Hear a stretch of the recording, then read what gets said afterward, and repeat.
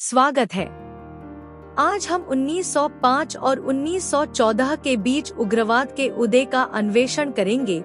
यह वह काल था जो उग्र राष्ट्रवाद, बंगाल विभाजन और लाल बाल पाल के नेतृत्व से चिह्नित था।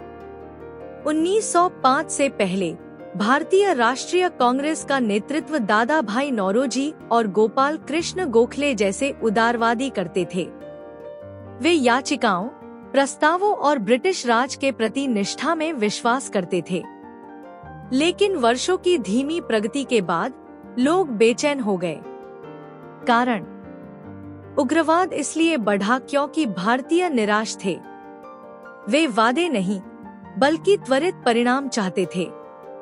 युवा पीढ़ी को लगता था कि उदारवादी बहुत नरम थे। बंगाल विभाजन 1905 में लॉर्ड कर्जन ने प्रशासनिक दक्षता का हवाला देते हुए बंगाल का विभाजन कर दिया। वास्तव में यह हिंदुओं और मुसलमानों को अलग करने की एक विशिष्ट फूट डालो और राज करो की रणनीति थी। पूरे बंगाल में विरोध प्रदर्शन भड़क उठे, जिससे स्वदेशी और बहिष्कार आंदोलन की शुरुआत हुई। आर्थिक शोषण ने आक्रोश को गहरा किया। गरीबी, अकाल और दादा भाई नौरोजी के धन के निष्कासन सिद्धांत ने उजागर किया कि कैसे भारत के संसाधनों को ब्रिटेन ले जाया गया। ब्रिटिश अधिकारियों के नस्ली अहंकार ने इसमें और आग लगा दी। और फिर चरमपंथी तिकड़ी आई। पंजाब से लाला लाजपत राय, महाराष्ट्र से बाल गंगाधर तिलक और बंगाल से बिपिन चंद्रपाल। साथ मिलकर उन्होंने आंदोलन को एक नई मुखर धार दी। लाला लाजपत राय पंजाब के शेर के रूप में विख्यात, लाजपत राय एक समाज सुधारक और स्वतंत्रता सेनानी थे। उन्होंने शिक्षा को बढ़ावा दिया, छुआछूत का विरोध किया और बाद में पंजाब नेशनल बैंक की स्थापना की। उनके निडर नेतृत्व ने कई लोगों को प्रेरित किया। बाल गंगाधर तिलक को अंग्रेजों ने भारतीय अशांति का जनक कहा था। उन्होंने लोगों को एकजुट करने के लिए गणेश उत्सव और शिवाजी उत्सव जैसे सांस्कृतिक पुनरुत्थानवाद का इस्तेमाल किया। उनका प्रसिद्ध नारा था, स्वराज मेरा जन्मसिद्ध अधिकार है और मैं इसे लेकर रहूंगा। उन्होंने केसरी और मराठा जैसे समाचार पत्र भी निकाले। बिपिन चंद्रपाल बंगाल के वक्ता बिपिन चंद्रपाल ने पत्रकारिता के माध्यम से उग्रवादी विचारों का प्रसार किया। उन्होंने न्यू इंडिया और बंगाली जैसे समाचार पत्रों के लिए काम किया। उनके भाषणों ने छात्रों और कार्यकर्ताओं को संघर्ष में शामिल होने के लिए प्रेरित किया।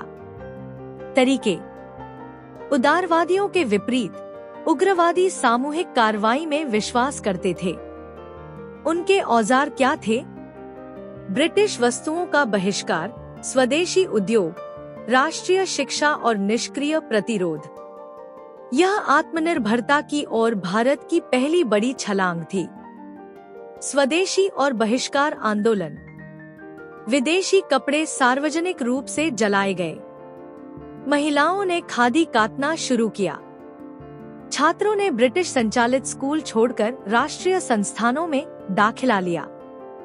शहरों में स्वदेशी दुकानें खुल गईं। पहली बार संघर्ष आम लोगों तक फैला। उदारवादी बनाम उग्रवादी। उदारवादी सुधार, राजशाही के प्रति निष्ठा चाहते थे और याचिकाओं के माध्यम से काम करते थे। उग्रवादियों ने स्वराज, आत्मनिर्भरता और प्रत्यक्ष कार्रवाई की मांग की। उदारवादी अभिजात वर्ग का प्रतिनिधित्व करते थे। उग्रवादियों ने आम जनता तक पहुंच बनाई। 1907 के सूरत विभाजन ने इस विभाजन को उजागर किया। प्रभाव, उग्रवादी दौर ने राष्ट्रीय गौरव को जगाया। इसने भारत को ऐसे नेता दिए जिन्होंने अंग्रेजों का खुलकर सामना करने का साहस किया। हालांकि दमन का शिकार हुए, लेकिन बहिष्कार और स्वदेशी के उनके विचारों ने बाद में गांधी जी के आंदोलनों को आकार दिया। आलोचना और सीमाएं। फिर भी उग्रवादियों में कमजोरियां थी। उनमें उदारवादियों के साथ एकता का अभाव था उनका आंदोलन शहर केंद्रित था और 1908 में तिलक की गिरफ्तारी जैसे कठोर ब्रिटिश दमन ने उनकी गति धीमी कर दी। फिर भी लाल बालपाल ने दृढ़ राष्ट्रवाद की मशाल जलाई। उन्होंने साबित कर दिया कि याचिकाएं पर्याप्त नहीं थी, केवल जन संघर्ष ही स्वराज प्राप्त कर सकता था। तिलक के अमर शब्द आज भी गूंजते हैं, स्वराज मेरा जन्मसिद्ध अधिकार है और मैं इसे लेकर रहूंगा। अगर आपको वीडियो पसंद आए तो लाइक, शेयर और चैनल को सब्सक्राइब करना न भूलें।